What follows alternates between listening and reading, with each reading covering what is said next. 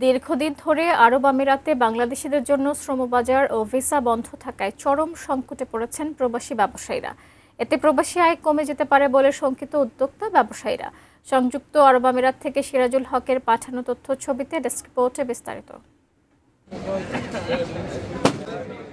নানা প্রতিকূলতা ও চ্যালেঞ্জের মধ্যেও সংযুক্ত আরব আমিরাতে থেমে নেই প্রবাসী বাংলাদেশিরা। নতুন নতুন ব্যবসা প্রতিষ্ঠান গড়ে তুলে দেশের অর্থনীতিতে রাখছেন গুরুত্বপূর্ণ অবদান, পাশাপাশি তৈরি করছেন কর্মসংস্থানের নতুন সুযোগ। কিন্তু বাংলাদেশিদের জন্য শ্রমবাজার বন্ধ থাকায় ব্যবসা পরিচালনায় বাড়ছে সংকট।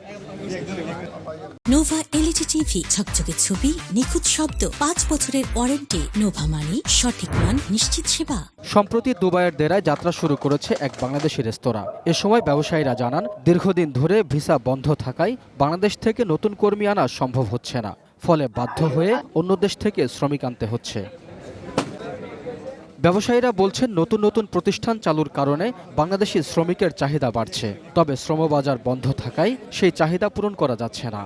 যেখানে লোক 50 জন লাগে, সেখানে আমরা 10 জন 15 জন দিয়ে কাজ চালাইতে হয়। তাতে এই ব্যবসাটা আমাদের মনে করেন যে আমরা সফলতা যেদিকে অর্জনটা, যেটা আমরা লক্ষ্যমাত্রা, এটা পৌঁছাতে পারবো না। প্রবাসী মন্ত্রী যেন এই দেশের গভর্নমেন্টের সাথে বা এই দেশের মন্ত্রণালয়ে যোগাযোগ করে আমাদের অন্ততপক্ষে ভিসার যে প্রসেসিংটা অথবা ট্রান্সফারটা, অন্ততপক্ষে ট্রান্সফার যদি হয়, ট্রান্সফার যদি এক কোম্পানি থেকে অন্য কোম্পানি ট্রান্সফার হয়, তাহলে আমরা লোক ম্যানেজ করতে পারবো, লোক নিয়ে আসতে পারবো। বাংলাদেশ ও আমিরাত সরকারের চলমান দ্বিপাক্ষিক আলোচনার মাধ্যমে দ্রুত ভিসা জটিলতার সমাধান হবে বলে আশাবাদী প্রবাসী উদ্যোক্তারা। Raihan Munshi, desk report, ATN news.